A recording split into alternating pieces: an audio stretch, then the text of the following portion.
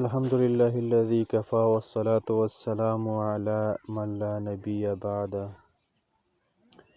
أعوذ بالله من الشيطان الرجيم. قال الله تبارك وتعالى في قرآنه المجيد: شهر رمضان الذي أنزل فيه القرآن. رنمنا دا خبر ذکر کوم چې قرآن کریم کې الله رب العزت همدارنګې د حدیثو د جناب محمد رسول الله صلی الله علیه وسلم کې څومره د روژې فضایل او اهمیت راغلي دي. ورونو، د رمضان میاشت ډېر اهمیت او ډېر فضایل دي. ټول نه غټ او لوی فضیلت دا دی چې الله رب العزت دغه میاشت کې قرآن کریم نازل کړی دی، او بیا دغه میاشت کې یوه ورځ یوه شپه داسې جوړه کړې چې هغه شپه د زرو میاشتو نه هم بهتره دی، چې هغه ته لیلة القدر ویل کېږي. هغه باره کې به انشاءالله بیا وروسته خبره کوم، خو اول د رمضان میاشتې د فضایلو اهمیت باره کې څو خبرې. یو دا چې د روژې دومره اهمیت او فضایل دي چې الله رب العزت فرمایي، نبی کریم صلی الله علیه وسلم ابو هریره رضی الله عنه نبی کریم صلی الله علیه وسلم نقل کوي چې الله رب العزت دا خبره کوي، وی دغه روژه څه دی؟ قال رسول الله صلی الله علیه وسلم قال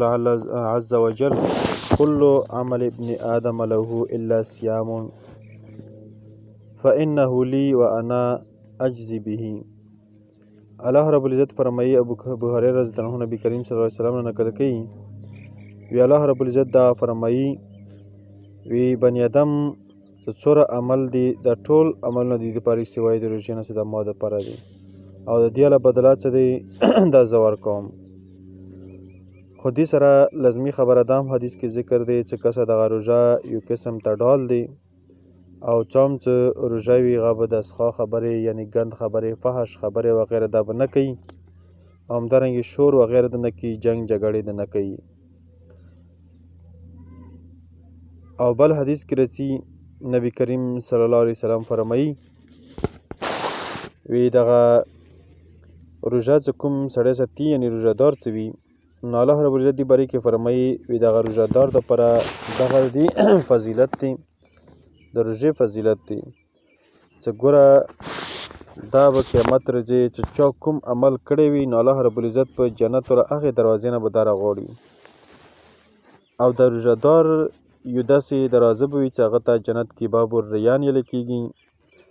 نو دې ته به اواز وشي چې یاره څومره روژهدار یو، هغه په دې باب الریان باندې داخل شو، باقي نور خلک څوک هم په دې باندې نشي داخلېدلی. نو دې نه معلومه شوه چې د روژې او د روژهدار ډېر اهمیت او ډېر فضایل دي. بل دا چې کوم سړی روژه ونیسي، نو الله رب العزت فرمایي، نبی کریم صلی الله علیه وسلم فرمایي چې الله رب العزت دغه کس د جهنم نه تر 70 ساله پورې به د دې له مخ د جهنم اور نه لرې ساتي. دومره فاصله وي لکه 70 سال کس. او بل حدیث کې چې نبی کریم صلی الله علیه وسلم فرمایي، وی کوم سړی چې روژه د ثواب په نیت سره وساتي، نو الله رب العزت به د دې له ټول مخکیني صغیر ګناهونه چې دي هغه به معاف کړي. او بل حدیث کې ابو هریره رضی الله عنه فرمایي، نبی کریم صلی الله علیه وسلم نقل کوي، وی کوم سړی چې روژه ونیسي، نو دې د کوم ماقبل یعنې مخکې ګناهونه دي، د ټول ګناهونه د روژې په برکت سره به معاف کړي. او نبی کریم صلی الله علیه وسلم فرمایي، وی کله هم چې رمضان میاشت راشي، نو د جنت دروازې ټولې کلاو کړی شي، او د جهنم دروازې دا بندې کړی شي، او د ټول شیطانان څه دي دغه وتړلی شي، یعنې دا بند کړی شي. نو دا حدیثو نه معلومه شوه چې روژې ډېر رمضان د ډېر اهمیت او ډېر فضایل راغلي دي. وګوره دا هم د روژې فضیلت کې راځي چې نبی کریم صلی الله علیه وسلم به چې کله روژه راوړلی، نو روژې کې به جبریل امین سره قرآن کریم دور به کول، یعنې قرآن کریم به یې ویل. او دا صحابه کرام یعنې حضرت عبدالله ابن عباس رضی الله عنه فرمایي، وی کله چې رمضان راغلی، نبی کریم صلی الله علیه وسلم به د تیزې هوا نه هم زیات په نیکیو کې سخي و، سخاوت پر ډېر زیات باندې کېدل به. بل دا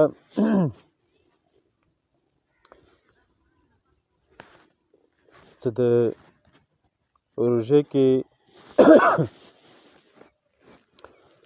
کوم خلک پښمنۍ خوري نو د الله حبیب جناب محمد رسول الله صلی الله علیه وسلم فرمایي تسحروا فإن فی السحور برکتا. انس رضی الله عنه فرمایي وی نبی کریم صلی الله علیه وسلم فرمایي وی تاسو پښمنۍ چې دا کوو دا خورئ ځکه چې پښمنۍ کې برکت دی. او بل دا چې پښمنۍ او همدارنګې د مخصبۍ کوم اذان دی منځ کې څوره وقفه کول پکار دی. نو زید ابن ثابت رضی الله تعالی عنه فرمایي نبی کریم صلی الله علیه وسلم څه پښمنۍ به وخوړل او بیا به مونځ ته مو ورسره ودرېدلو به. نو چا ونه تپوس وکړ دغه دی منځ کې څوره ټایم به وي یاره دا تقریبا یو 50 آیتونو منځ کې فاصله به وه. او بل دا نبی کریم صلی الله علیه وسلم فرمایي وی دغه